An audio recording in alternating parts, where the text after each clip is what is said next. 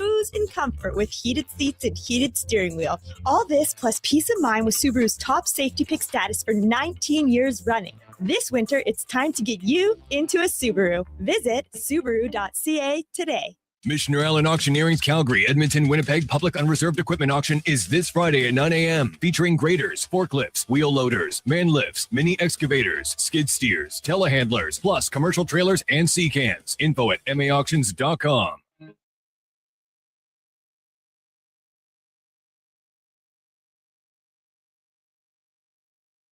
Who should start? Who needs to hit the bench? Find out with Fantasy Frenzy with Halley and Douglas. This is Sports 1440. Presented by Will Hawk Beef Jerky, home of Alberta's best beef jerky.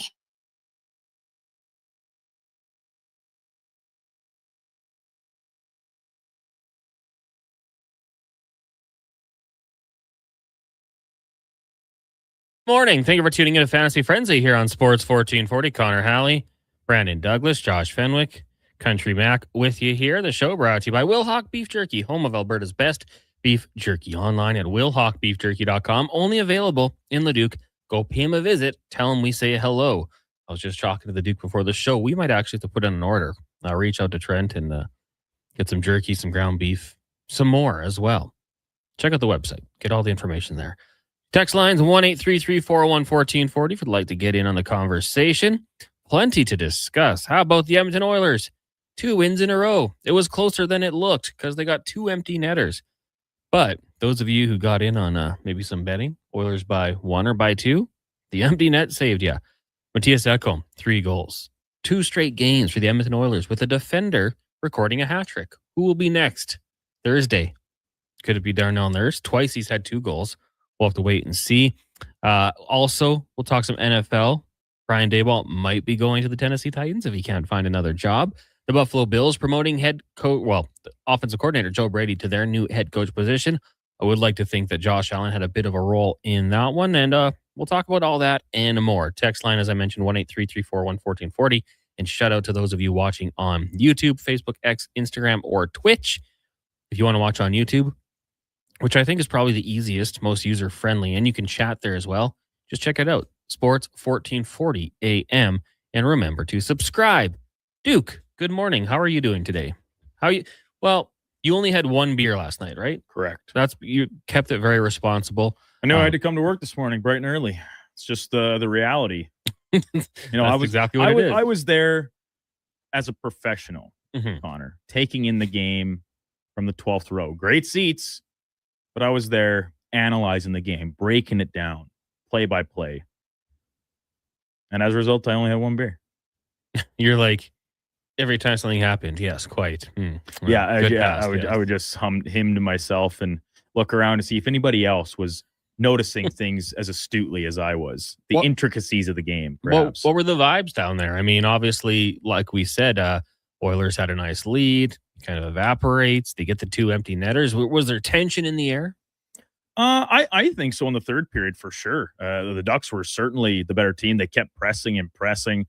And when they got it to the 1-goal deficit, it kind of smelled of that possibility of a late tying marker and then, extra time, free hockey.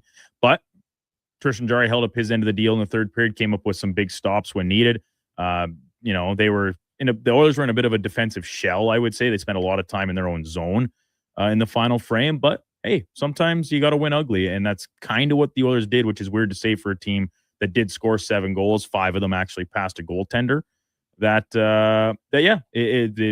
environment was pretty active actually all night. Inside the arena, chants going, the buzz with the defenseman scoring the goals, and then obviously the possibility of Ekholm to get back out there with the empty net to maybe get the hat trick had people, still hanging around even when the game was clearly over after the McDavid empty netter. Yeah. Now, the Anaheim Ducks, I don't have to tell anybody like that. There's a lot of reason to be optimistic. Bennik Seneca, two power play points, finishes -4, but 7 shots, tries some things out there that are very impressive. My only issue, Duke, is the number. We just got to get him a new number. 45 will not do for this guy. He's too talented. He's got to be wearing number 19 or something. It's a nice rookie number. It is a good rookie number, but he's got some good ones to choose from as well. But you got to be optimistic, especially with all the injuries to the Anaheim Ducks right now. Lots of nice things going on for your boys. It was a really entertaining hockey game and really kind of fell as I sort of expected it to. That the Ducks give up a lot of chances, and particularly odd man rush ones. In the 4 consecutive goals by Oilers defensemen, it was like almost Groundhog Day watching it at times. The way the Ducks would turn it over at the offensive blue line back to the way. Now Oilers executed some nice plays. The Matthias Ekholm tip-in goal was quite nice in the net drive. Great shots by him and Darnell Nurse. They get lucky with the Stastny one off a skate. There's lots to draw on positives if you're watching the Ducks play. They just won 7 in a row, and second half of back-to-back, 3 and 4 nights, backup goalie, missing half your top 6 forwards. Yeah, you could make excuses if you wanted to, but the game was also still there for the taking, and you couldn't quite grab it in that final handful of minutes of the hockey game. But yeah, lots of optimism, lots of positivity. I will say I put the boy to bed. It was 2-1, came down. All of a sudden, it was like 5-2. Yeah. Like, what the heck happened? I tweeted it. People are just like, oh, yeah, Oilers defense went Paul Coffey. Like, everybody just decided to get in on the rush. I imagine at that point, the crowd would have been buzzing with some of the goals. Very much so. The Ekholm jumping in on the rush, not the tip in, but the other was quite nice. And yeah, I mean, hey, nice to get the Oilers to have that type of contribution from the players on their back end. Ekholm with 3, Nurse and Stastny with the others. Evan Bouchard, 1 assist. Emberson as well. Wallman, unfortunately on this night, not picking up a point. And then, you just had quietly Leon Draisaitl picking up 4 helpers as well. So overall, pretty good night for the Edmonton Oilers. They'll take it. Josh Szymanski in his debut, +2. Not going to be mad about that. Went 3-1 in the face-off circle at 75%. Good things for him. And you know what? Just on the topic of rookie numbers, 81. I like it. I like 81. 45. Don't not so like much. it. And it's not biased with teams. I respect a good number, but he'll get that fixed, I'm sure. But yeah, the Anaheim Ducks, when they're healthy and give them a few years, they're going to be trouble, I think, in the Pacific Division. We talked on it on the Kevin Carrier show just a little bit, Duke. When I was there, I'm sure you guys got into it a little bit more. The big news being Joe Brady, offensive coordinator with the Buffalo Bills, promoted to head coach. We'll have to see what the fallout is for the rest of the roster, of course, but it's a 5-year contract. See how long he lasts. The expectations have to be tough. I mean, I'm sure as an OC with the Bills, he's been feeling that the last few years, trying to get over that hump in the playoffs. Anyone you bring in, like, that's the bare minimum now, right? We got to get to the AFC Championship game. We got to find a way to get beyond that. For Brady, that's the minimum right now, because the standard is so high in Buffalo, and they made that decision to move on from McDermott. I think I like the hire. Obviously, keeping Josh Allen happy is very important as well. Interested to see what they do now on the defensive side of the football. Do they go out and get Josh Allen, wide receiver 1? I think that would go a long way. Last couple of years since Stephon Diggs was gone, didn't have that. But Duke, what were your initial thoughts on the Joe Brady promotion as the new Buffalo Bills head coach? I honestly wasn't very surprised. When McDermott was first fired and kind of the name started to circle about who was looked at as realistic candidates to take over, I kind of circled Brady and then the former OC that really kind of helped Josh Allen's ascension to the level we now know him, and that is Brian Daboll, who looks like he's going to possibly take over in Tennessee as the OC. Those were the 2 names that I kind of thought most logistically fit. The familiarity with the situation, the comfortability for Josh Allen, that you're not starting completely from scratch with this team that is still very much in a win now window. You got your franchise quarterback, running back that just won the rushing title. This is a very flawed roster, particularly on defense, I think. And then at the receiver group, as you kind of mentioned there too, Connor, which is something I've been pretty high on all year, saying that I don't think they have the guys to win a Super Bowl right now, even with the depleted playoff field, like no Joe Burrow, no Patrick Mahomes that we've seen dominated in years past. So, I think it's an interesting choice. The Bills offense, outside of what Allen can do and then James Cook running, it's not really that dynamic, right? They got guys that can make plays when you need them to, but I do think you maybe be looking for a little more of a game breaker to maybe fill out one of those wide receiver spots. I think they probably hoped they had it in Keon Coleman when they drafted him, but then you have the owner throwing him under the bus, and how long is he for the organization moving forward? that's still to be determined. But overall, the hire didn't really surprise me. Yeah, I mean they have good receivers, but I think you need wide receiver one. I think you need that guy who get the job done. Just looking at the Super Bowl teams this year, Jackson Smith-Njigba, like absolute stud, should be in the conversation with I think Jefferson and Jamar Chase. Puka Nacua to me, you got to put in that conversation. Tier 1 wideouts. The Patriots, maybe not quite as much. Stephon Diggs, as we mentioned, can get the job done. I put them with like the good tier. But I think for Josh Allen, like get him that guy. Go out there and find him. They've tried. Drafted Keon Coleman in the late first round or the second round. And then, you went out and got other guys. But it hasn't really been there. Gabe Davis didn't really work out for you. Obviously, he went to Jacksonville and ended up back with the Bills, suffered the injury. Joshua Palmer couldn't stay healthy. Khalil Shakir, I think like if he's a number 2 target in your offense as a receiver, I think that's a really good fit for him. But I don't know I think they just got to go out there and try to find that guy. Now, you talked about Brian Daboll going to the Tennessee Titans as their offensive coordinator, unless he were to land a head coaching job somewhere else. I like that one because you talked about how he helped build Josh Allen and that Bills offense. Cam Ward going into year 2, not a bad little piece there. They've got Tony Pollard under contract for next season. You've got Elik Eomanor. You have DK, couple of Calvin Ridley. If he comes back healthy, they're going to need that because I think he's a $26 million cap hit. Big payday there.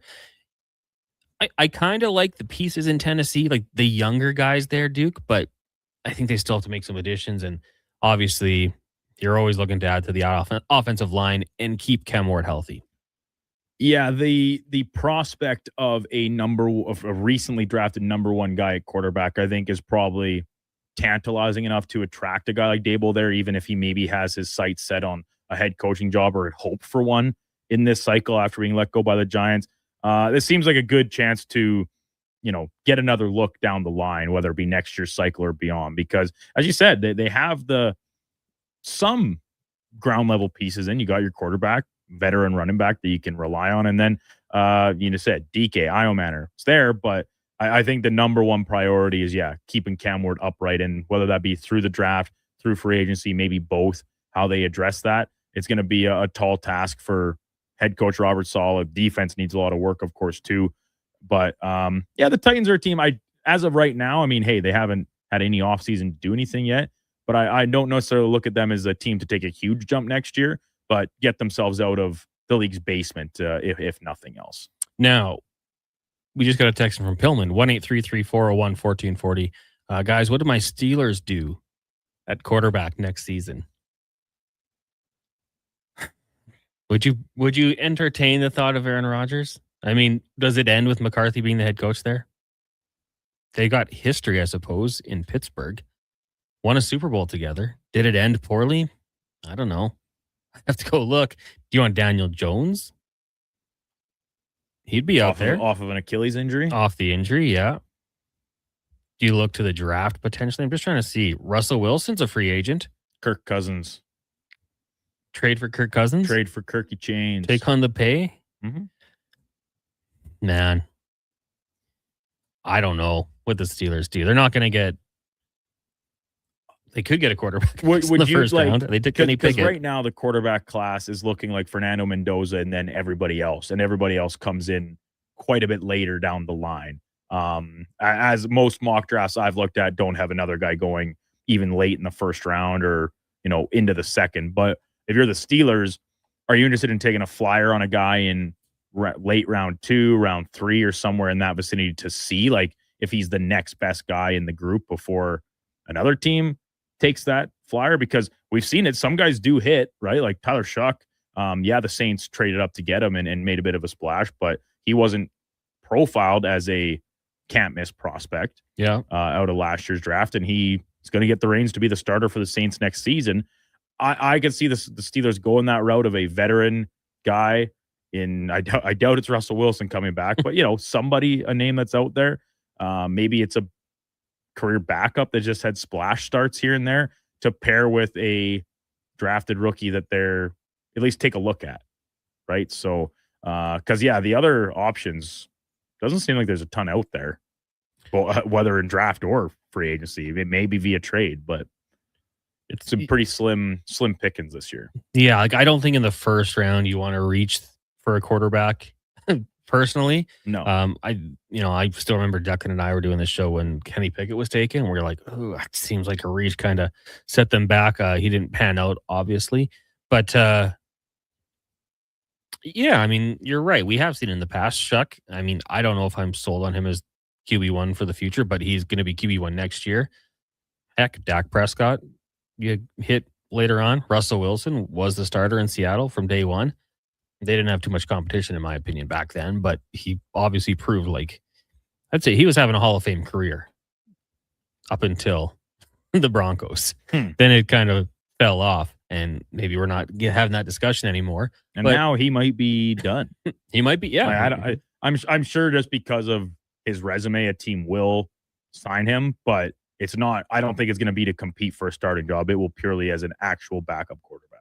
Yeah, I think that discussion would have to happen beforehand. Pillman says, "Oh dang, yeah." I kind of feel like Aaron Rodgers might be the best option.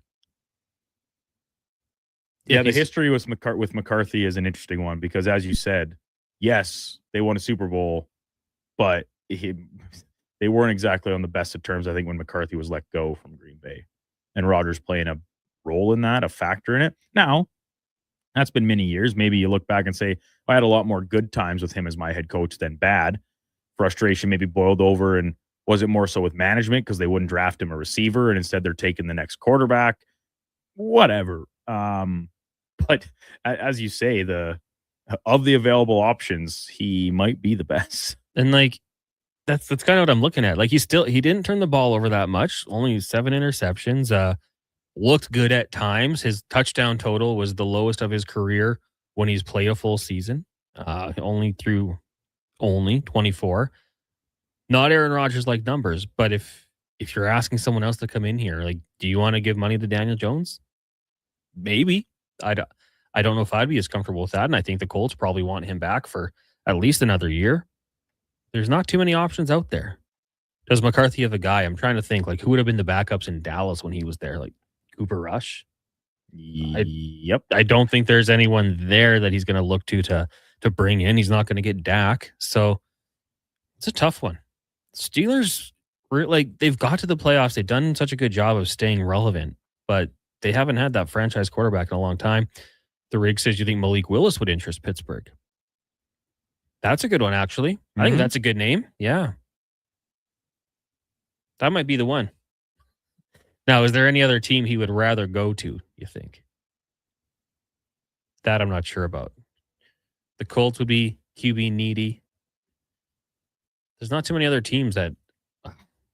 Would the Raiders look at it? No. Man, and I feel like they probably want to have Fernando Mendoza starting from day one. That's an interesting name, actually, because he did look pretty solid whenever he went in for Green Bay. If we do have any diehard Packers fans, let us know. What was the relationship like for McCarthy and Rodgers? Do they remember any beef when it ended? I'm sure there was probably some cryptic things said by Aaron Rodgers after, but I don't remember it being that bad. Maybe there could be the reunion in Pittsburgh, and because I don't know who else it would be for the Steelers. We'll take a break here. When we come back, we'll get to more of your texts. 1-833-401-1440. We'll let you know what Cam Tate's poll is today for the 2-minute warning on the Jason Greger Show and more. It is Fantasy Frenzy, brought to you by Will Hawk Beef Jerky. New Year's resolutions. We all make them. We all say we're going to start eating healthier or going to the gym or starting that new hobby. But at GS Construction, we actually follow through on our New Year's resolution because it's the same every year. We promise to set the groundwork, literally, for another year of progress and growth. And we've stuck by that resolution since 1974. So start that all-you-can-eat diet. GS Construction is going to start planning right now for the year ahead. For more on what we do, visit gsconstruction.ca. I'm Colin Livingston, president of Cantork. Cantork has always been a forward-thinking company, but now that we've turned 25, I can't help but take a minute to take a look back. Thank you to everyone that's been with us along the way. Actions speak louder than words. Japa Machinery Group puts your construction plan into action with XCMG construction machinery you need. Available for rental or sale. Learn more at japamachinery.com. A pizza from Papa John's is already pretty great, but you know what's even better? 2 pizzas from Papa John's. For a limited time, get a medium one-topping pizza for only $6 when you order any large specialty pizza at regular menu price.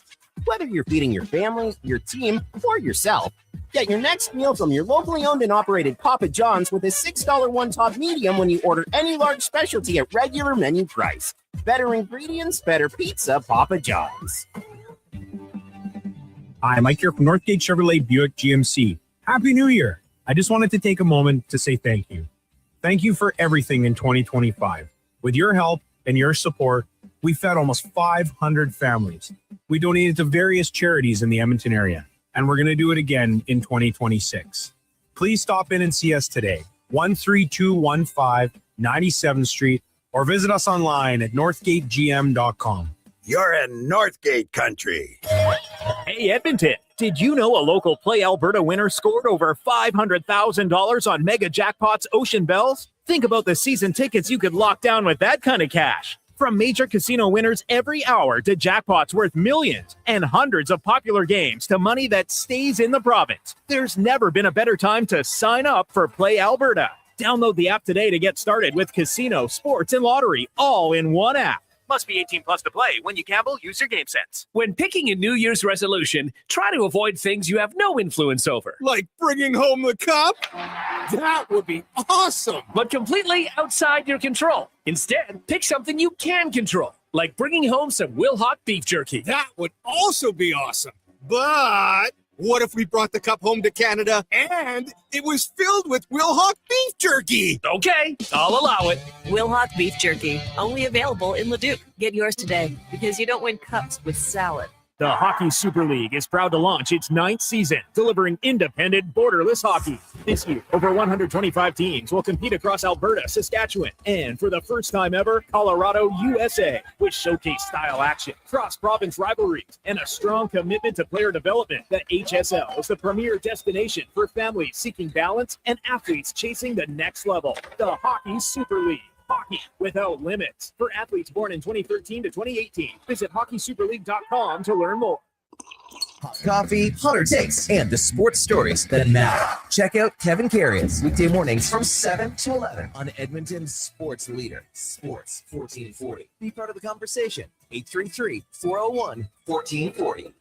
Invest for today and tomorrow. Vision Credit Union makes it simple with 2 RRSP options to fit your goals. Choose a secure term deposit RRSP with guaranteed returns or a mutual fund RRSP offering higher growth potential with exciting opportunities. With an RRSP, you'll save on your income tax, grow your investments tax-free, and get closer to your dreams, whether it's retirement or your first home. The deadline to qualify for 2025 tax deductions is March 2nd. Learn more at Vision.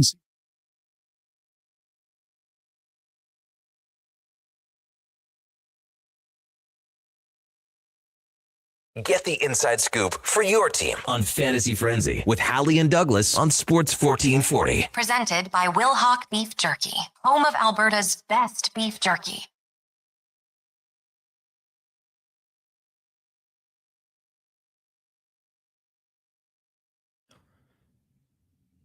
Welcome back. It is Fantasy Frenzy here on Sports 1440. Connor Halley, Brandon Douglas, Josh Fenwick, and Country Mac with you here.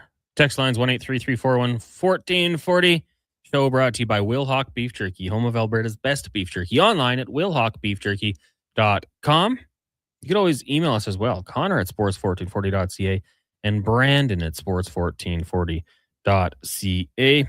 This segment brought to you by elksnation.ca, 2 weekly podcasts with Eddie Steele, Declan Kruger, breaking down the green and gold, the most in-depth double E coverage you'll find out there. Declan's having a really good time with it. He comes in after taping, giddy, just thrilled. So go check out their latest stuff. It's on YouTube. You can download it to Apple, Spotify, and they've also got articles as well. elksnation.ca.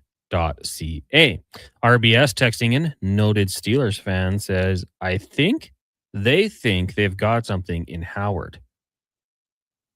Is that Will Howard for the Steelers? Is he there? Yeah, former Ohio State quarterback. Yeah, national champion. Right. It's interesting. Would you rather take a flyer on Howard with some starts next year and say, and like I said, they get a veteran backup or older starter, whatever the case, or would you take a risk on Ty Simpson, Trinidad Chambliss, Cade Klubnik, Garrett Nussmeier. Those are currently the NFL other top 4 quarterbacks after Fernando Mendoza. I'd be rolling with Howard, I think. Knows the system. Well, new system. You didn't buy into the Trinidad Chambliss electric factory that was Ole Miss's playoff run? No. I don't think so. He was electric. Well, so many have been. Johnny Manziel was maybe the most electric player we've ever maybe seen. Trinidad Chambliss actually wants to be good at football. It could be. I mean, what I would probably roll with the vet like Aaron Rodgers, have Will Howard there, and then, like you said, bring in one of those guys. I'd have no problem with that. I think I might be done with Mason Rudolph. I don't know if you need him. Would Aaron Rodgers sniff it out? Like if they did like a Cleveland Browns thing. Oh yeah, we'll let you start for the beginning of the season, and then we're going to make a change and maybe trade you. Would he be like, yeah, I'll just go somewhere else? Yeah, I think if there's any sort of uncertainty, he is like, Aaron Rodgers isn't latching on somewhere to be a backup. Yeah. It's just not in his nature, not in his character. So he's like thinking, I'm a starter or I'm retiring. Yeah. I could see that as well. And Will Howard, his last 2 years, his fourth year, he was at Kansas State, 24 touchdowns, completed 61% of his passes. And then at Ohio State, where he was really good, 35 touchdowns, 10 picks, completed 73% of his passes, threw for over 4,000 yards. So had a pretty good receiver group.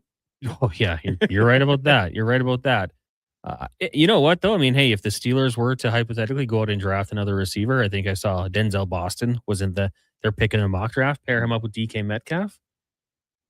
Could be okay. Could be something. Yeah, that's an interesting one. A guy who's not afraid to run the ball, like didn't have crazy numbers, mind you, but ran the ball over 100 times his senior year, redshirt senior year. I don't hate it. Bill says, what do you guys think the Texans should do? Stroud was horrible in the playoffs and really not that great in the regular season. Bill, I'm going to let Duke answer that one because he is a Texans fan. Like, do you think they're going to trade him away and like go into the draft or something? He's going to be back as a starter. Aaron Rodgers. I don't think so. I would expect him to be back as the undisputed starter of the team. Now, if he has, let's just say, same sort of thing. They win one playoff game, they lose. He's questionable. Sure. He's due a contract very soon. He's eligible for an extension this year. So is it going to be like the Tua situation where, like, crap, well, he's our guy. We have to pay him, or do you? Because it'd be tough not to. Well, and that's like the results. The rookie season was so good that everybody was very quick and chime me in as guilty as charged of like all right, yeah, this is it, franchise guy, potential top 10, top however many guy in the league for how he looked as a rookie. Followed that up with a pretty disappointing sophomore season. I did think he was actually better this year in the regular season than he was last. And that probably came with the O-line being a little bit better. It still wasn't great. And we sort of saw that in the playoffs as well. Now, prior to these two playoff games against Pittsburgh and New England, his previous playoff starts, even the ones he lost where they got blown out by like the Chiefs and the Ravens, he was fine. Like he was not the reason they lost those games necessarily. And in the wins, he was quite good. Now, this year's win over Pittsburgh, he fumbled the ball like crazy, and there was exchange issues with him in the center. It was not pretty. They won the game through the defense. Then they almost beat New England through their defense. I definitely agree, Connor, that if there's another season of the same type of thing where it's just like so-so, then all of a sudden maybe they start to explore other options.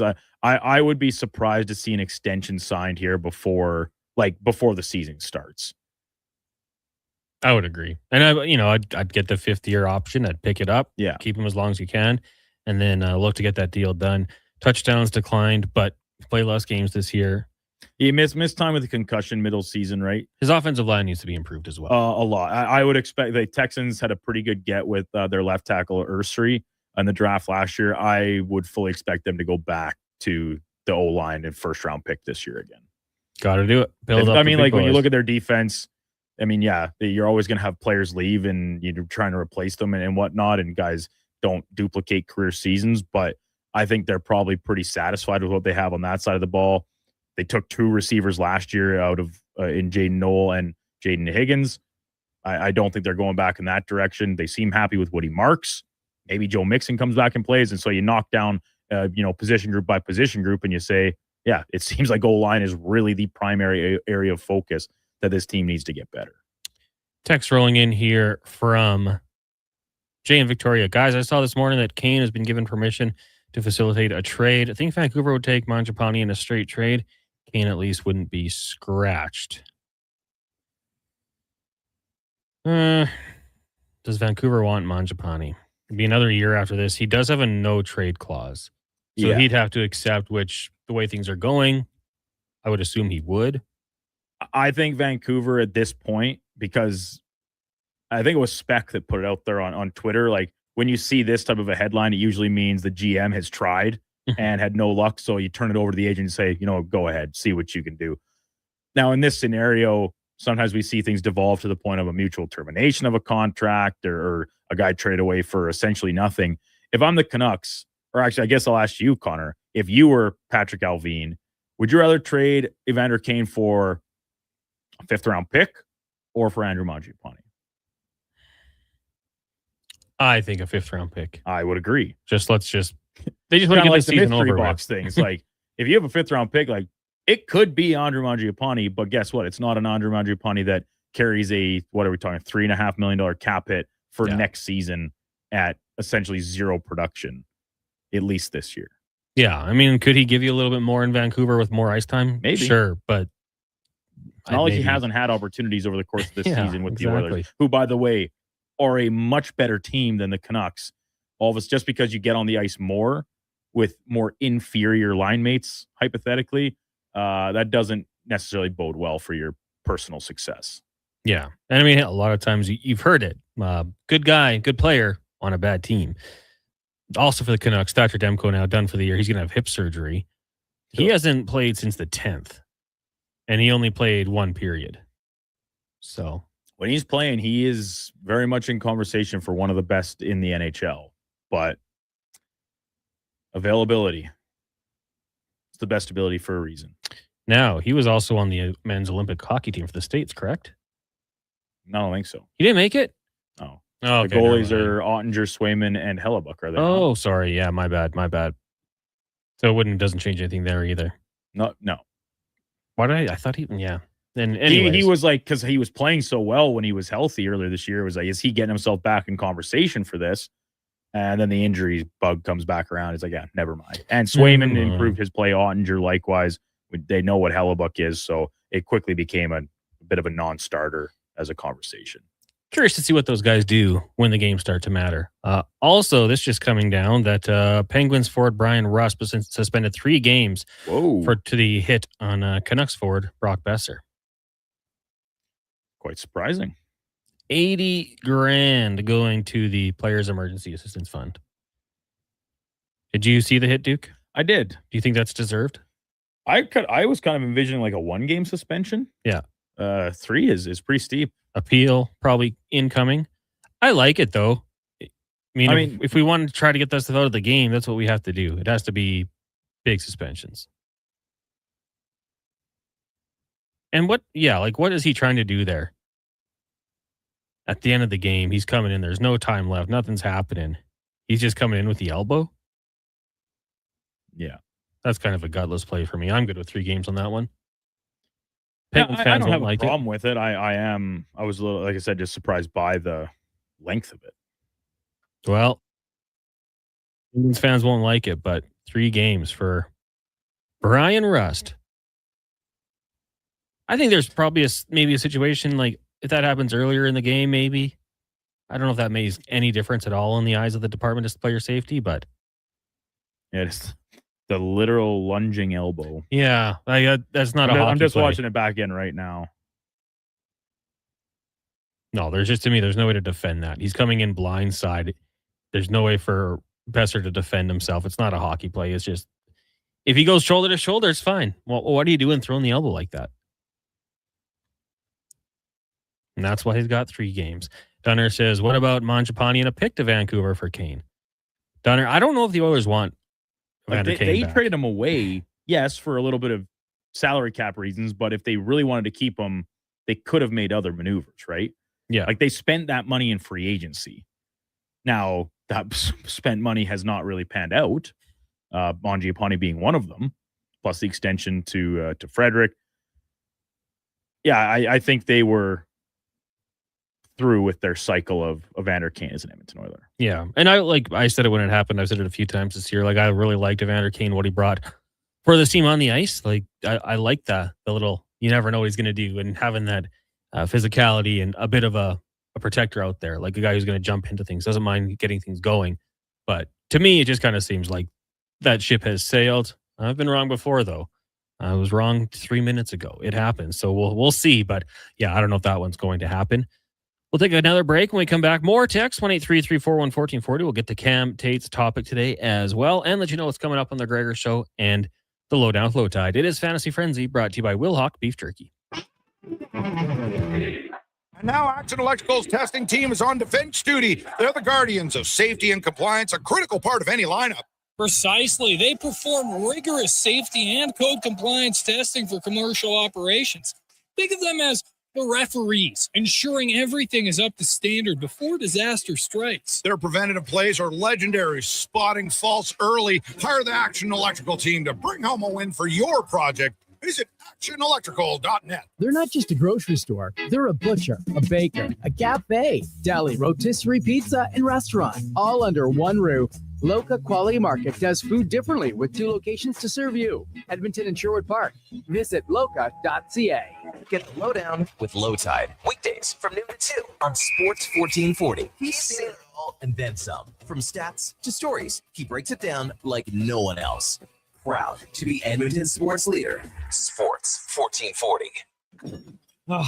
New year, new me, right? How about a resolution you'll actually enjoy? 5th January, resolve to get a better ride at Miss Q4. It's the New Year, New Ride event. Leave last year's vehicle in the rear view mirror and start 2026 in a brand new Ford. Get rebates as high as $10,000 or choose interest rates as low as 0%. Now that's a resolution you can stick to. Visit Nisku Ford today or browse our new inventory at niskuford.ca. Above expectations. Debt can take over your life. The stress, the constant worry, it can feel like you're drowning. When people come to see me, they're often anxious and feeling hopeless. But when I explain how I can help them get out of debt, those feelings melt away. I'm Parveen Middleton, licensed insolvency trustee at BDO here in Edmonton. I will create a personalized debt relief plan so you can move forward with confidence. Call 1-833-BDO-TALK or visit bdodebt.ca to discover your debt-free future. Get the inside scoop for your team on Fantasy Frenzy with Halley and Douglas on Sports 1440. Presented by Wilhauk Beef Jerky, home of Alberta's best beef jerky.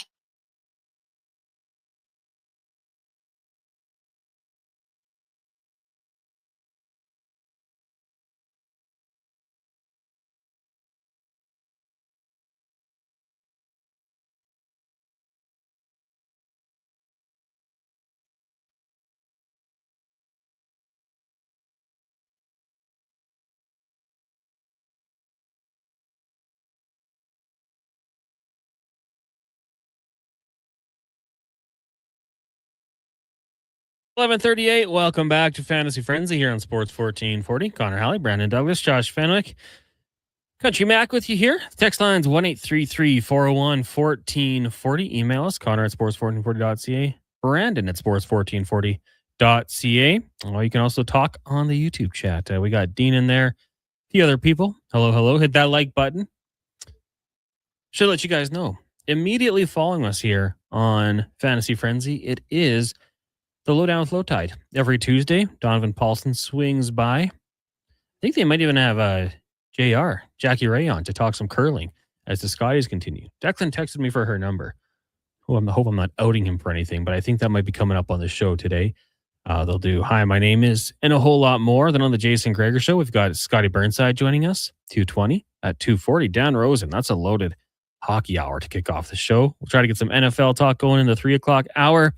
Cam Tate's 2-minute warning. Jason Strudwick at 4:20. Speck at 5. And Derek Van Dies of NHL.com at 5:20. So make sure you keep it locked here on Sports 1440 for the rest of the day. And we do want to get to Cam Tate's topic today because he does the 2-minute warning. Now, he emailed me, but he didn't include the topic. So I just got to find it on social media very quickly here. The poll today. The Oilers did not have a shot on goal for the first 7 minutes Monday night. Who do you think is responsible for getting the team good to go? The coach, the players, or both? This is a good one because for a long time, the Edmonton Oilers did have slow starts. And I would hear like people talk about the coach has to get them ready. I think the coach gets you ready to a certain extent. You have the game plan and all that ready to go. But once you get on the ice, the anthem saying, for me, it's on the players. You got to find it internally. Like the coach can't give you a speech pregame every time to get you going. Like you get on the ice, the players have to be ready to go and find it within themselves and doing something like, maybe that's on someone to throw a hit, do something, set the tone, as they say in Shoresy. So for me, Duke, I say if your team's starting slow, that's a player problem. The both, Cam, is where I would say both, but I think it's like 90-10. So I voted the players. What do you think? I also voted players when Cam first put the poll out last night. And a lot of my reasoning is the same as yours. Like the coach is responsible for the game plan, right? Your strategy, your different forechecks, your power play units, etc. But if you're a professional athlete and you need your coach to give you a rah-rah speech before every game, you're probably not a professional athlete, realistically. Like that's fine sometimes in the college ranks, even, which is bordering on professional at this point. And then, back in minor hockey and stuff like that, where they're getting you out. You just got out of the car on a 2-hour ride from Delburn to Camrose or beyond, and you need a little pick-me-up in the room. That's where that type of thing comes in. At the NHL level, no, I don't buy it. Could you imagine, like, you're playing for the Oilers or any pro team, you go down 2-0 in the first 3 minutes. Dang, coach didn't have us ready. Like, I don't think that thought crosses any player's mind. No, it's like you just come out and you're snoozing. Yeah, you're looking at the bench, looking at each other. Guys, we got to get this one going. Coach is probably going to be yelling at you at that point, but it's not his problem if you guys can't get it going. Tyler says, the coach gets you ready to go when you're playing Pee-wee. These NHLers have to be ready to go. That's all you have to do today. It's true. Like, and you know it. All right, guys, 7:08, puck drop. Let's get going and be ready and get things going here. And heck, sometimes the other team's going to want it a little bit more to get that game going. Like there's always going to be a team that's a little bit more anxious, but you got to find a way. You're on the ice. The coach can't help you win puck battles. They got to do it themselves. And last night they did. They bounced back. I was talking to a couple people, Duke, at the Oilers +1.5 or -1.5. Yeah, I think that's going to be your friend. Yeah, it will get the job done. And Connor McDavid went out there and did it. So right now, when it comes to statistics in the NHL, for those of you who might be wondering, Connor McDavid does lead the league in points. With the performance last night, it jumped him up to 92. Nathan McKinnon at 88 and Nikita Kucherov third and 80. That's kind of been the trend for these as of late. That being said, Connor McDavid has played 54 games. McKinnon has played 50. Kucherov has played 47. So, and don't look now, but Leon Draisaitl, T4. Yeah. With 74. As you said right off the hop of the show, a kind of quiet 4-assist night in victory. He's only 6 points back of Kucherov for that top 3 spot. Absolutely. 4 points ties him with Macklin Celebrini, who has had himself one heck of a year so far. Text line is 1-833-401-1440. Duke, we've been watching in studio for a while here. Have you been following the Scotties pretty close? I haven't got to watch a full game yet, but the last couple mornings in studio have been nice. And then over the course of Sunday, I had it on a side screen. I didn't get to watch any of the Friday or Saturday games, though. So I'm kind of looking forward to dive deeper in as the week continues to progress here. No Rachel Homan, obviously, yes, prepping for the Olympics. So that, I think for some people that might weigh into it a little bit, but there's still some incredible curling going on. A lot of very young teams this year, a lot of first timers at That's the good, tournament, though, which it is good. Obviously, you want the sport to keep moving forward and get some new blood in. And there's always at least one or two kind of surprising upsets where an upstart team will take one of the veteran, maybe more favored teams to the brink of a group play game. But you got some usual suspects in the mix here. Carrie Anderson wearing the Maple Leaf in place of Rachel Holman's team. Caitlin Law's back from Manitoba. And the Nova Scotia team of Christina Black, they finished second to Homan at the Canadian trials to go to the Olympics. A little kind of 2-game play down. They're best of 3, I should say. And she's kind of carried that momentum, and she's had a really strong start to the week here. It's nice to have it on. Oh, I love it. Especially like 3 draws for the day, right? You can watch it at all 3 phases, morning, afternoon, evening. Nothing better. Yeah. It's like March Madness or golf, those type of sports where it doesn't stop all day. It's true. The madness is going to be here before we even know it, too, eh? Earlier today, both Alberta rings victorious. That's always a good start. Mm-hmm. New Brunswick they'll play wins. each other tonight. Which way you lean in? It's Edmonton versus Calgary, really. Yeah, I'm obviously rooting for both of them all week, but in the head-to-head, I'll take the Edmonton representation and Selena Sturmay's team. Out of the Saville Center, right? Yeah. Yeah, they were victorious over Nunavut, winning 10-2. How do you pronounce that? None of it? Nunavut? What are you having, sir?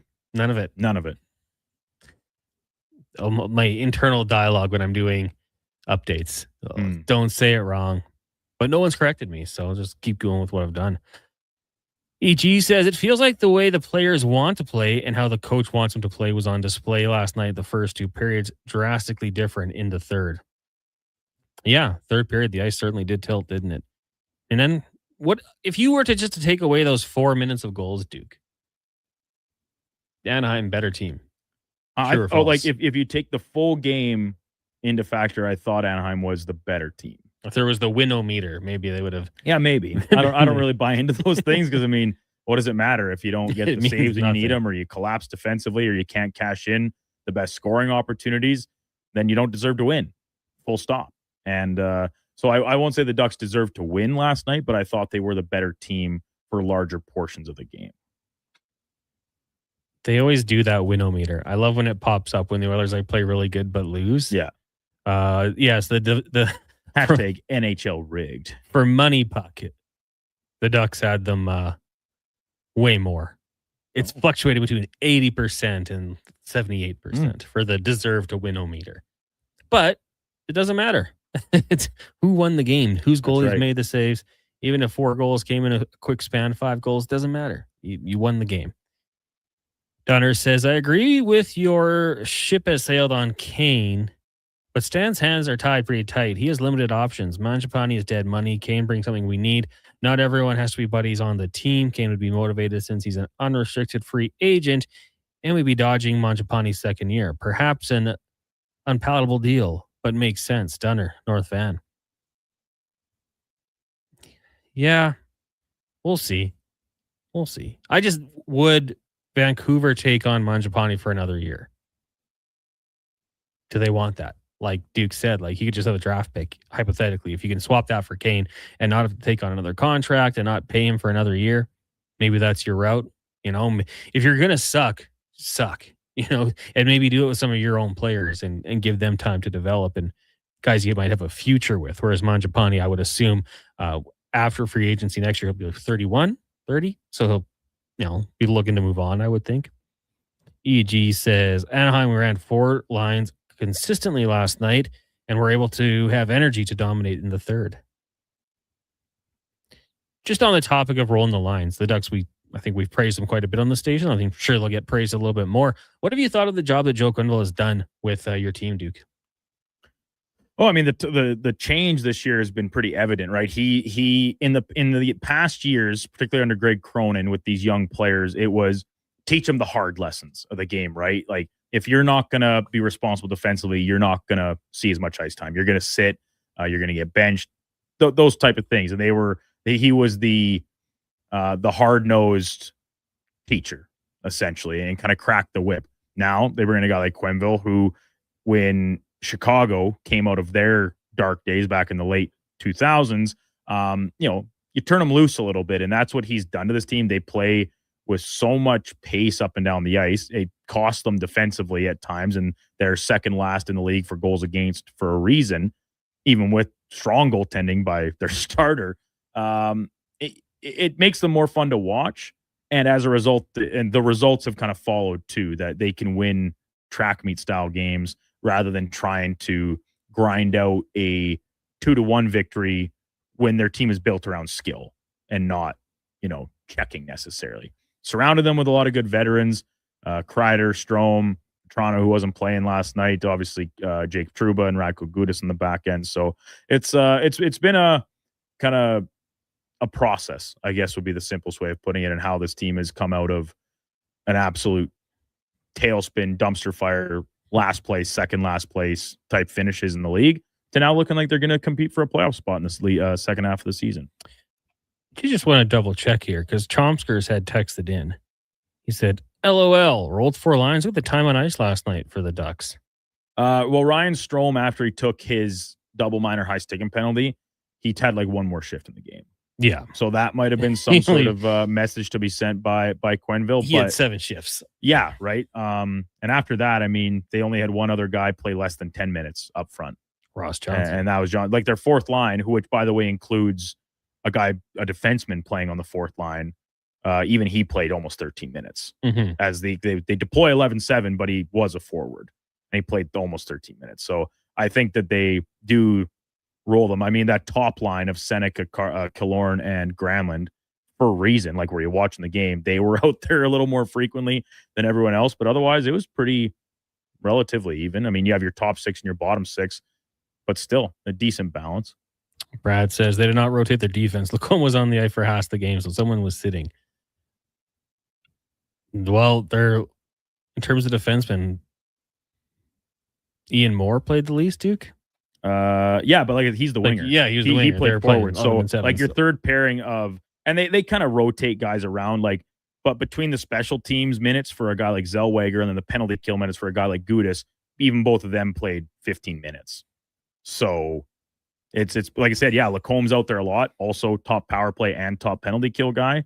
Outside of that, they roll them over the boards.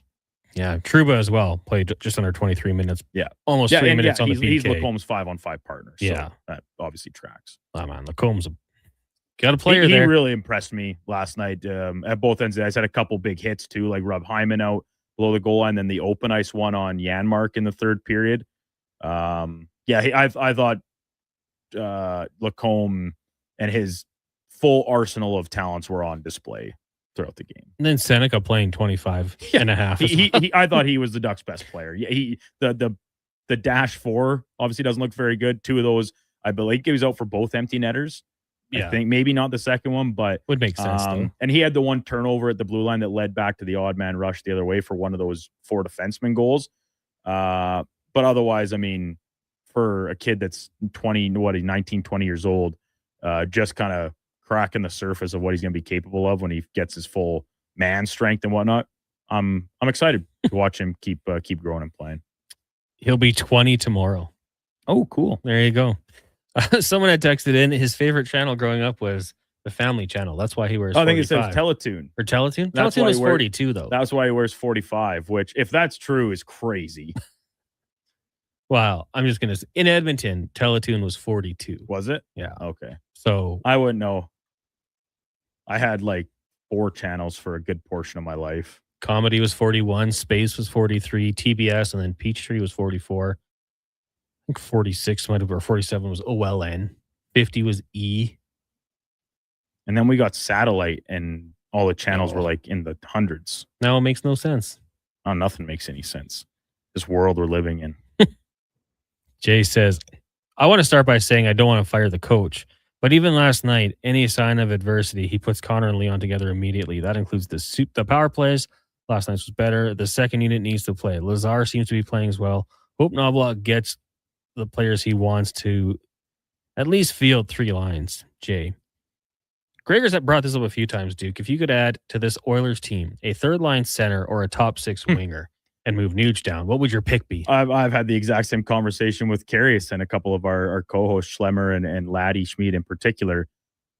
There was a stretch where the idea of putting Nuge at third line center is the most tantalizing, but then you think, what's easier to acquire? A top line scoring winger or a third line center? Yeah. And it kind of makes you think, okay, you know that the combination of RNH, Hyman, and McDavid works very well. So rather than get another top line winger and all of a sudden maybe that doesn't mesh and fit and work. Now you've just got an extra top six winger and still nobody to play third line center. So I'll be honest. If you had to ask me, just like gun to my head, make a choice, I would say a third line center with all the factors included. But in a perfect world, yeah, top line winger is obviously better. It'd be great. Brett says, Szymanski impressed me, looks more NHL ready and fits the bottom six better than Howard for sure. Yeah, well, I mean, and that's what I think Szymanski would probably pan out to be, right? Playing in the bottom six versus Howard, who I would hope at one point, can be in a top six role for the Oilers. That'd be massive to get that. And going back to Bakersfield's it sucks for him, but, long term, I think it could go a long way. And he's just got to play games, play lots of time, get out there in different situations, power play, kill penalties if he can. We saw Savoy take that. I thought Savoy last night was playing pretty tenacious as well. Yeah. Yeah, and on Once the penalty kill battle, especially, I thought he was very, very effective, which is he's been that most of the year. And that's I've liked a lot of Savoy's game for large stretches. It's rarely that I've finished a game or watching a game and said, 22 wasn't very good. Yeah, and I mean, just that he went in Bakersfield, played in the PK, I think that'd be great for Howard. Add an element to his game, right, that he can then use at the NHL level. For sure. Dallas the Farmer says, boys, I'd like to see Rosovic in the top six again. He was putting up big points before the injury. Now he's dropped to the third line. Well, and, we'll see. I'm with you. I don't like him as a third line center as much as I like him playing wing in the top six. That music means we're done. They're flooding the studios right now. Alan Mitchell is coming up next from noon till 2. Then from 2 to 6, it'll be the Jason Gregor show with myself, Gregor. Kruger will be there. We'll be having a fun time. So make sure you keep it locked here on Sports 1440 throughout the rest of your day. For the Duke, for the intern, for Fenwick, I'm Connor Halley. Check the podcast if you missed anything. Right now, we'll get to a Sports 1440 update with Brandon Douglas, brought to you by Wilhauk Beef Jerky, home of Alberta's best beef jerky, online at wilhaukbeefjerky.com. Only available in Leduc. This is a Sports 1440 update. 10-game slate in the NHL tonight. The Maple Leafs hosting the Buffalo Sabres. Vegas is in Montreal. Red Wings going up against Kings. Mammoth play the Panthers. Devils host the Jets. Blackhawks down in Minnesota. Sharks in Vancouver. And the finale to the evening, Kraken hosting the Capitals. Off the ice, Team Sweden announcing a couple injury replacements for their upcoming Olympic roster. Hampus Lindholm and Marcus Johansson joining the team in place of the injured Leo Carlsson and Jonas Brodin. Colorado inking pending UFA defenseman Sam Malinsky to a 4-year extension, going to carry a cap hit of $4.75 million. And Vancouver's goaltender Thatcher Demko out for the season as he's set to undergo hip surgery. Team announced earlier this morning. From the NFL, Buffalo Bills have their new head coach promoting offensive coordinator Joe Brady to the position on a 5-year deal. And former Giants head coach Brian Daboll set to join the Titans as their new offensive coordinator with the contingency to not get the Vegas Raiders head coaching position. In the association tonight, 7 games total, including OKC hosting New Orleans, Sixers up against Milwaukee, and Utah hosting the Clippers in the nightcap. Scotty Tournament of Hearts continuing earlier this morning with draw number 10. Both Alberta teams victorious with Kayla Skrillick beating PEI 10-4, and Selena Surmay topping none of it 10-2. Elsewhere, Nova Scotia, Christina Black doubled up on Northern Ontario 8-4, and New Brunswick beat Newfoundland 9-6. Coming up at the top of this hour, Manitoba playing Yukon, BC up against Ontario. Northwest Territories playing Nova Scotia, and Saskatchewan will play Kerry Anderson and Team Canada. Coming up on Sports 1440, it is the Lowdown with Low Tide. I'm Brandon Douglas at your Sports 1440 update.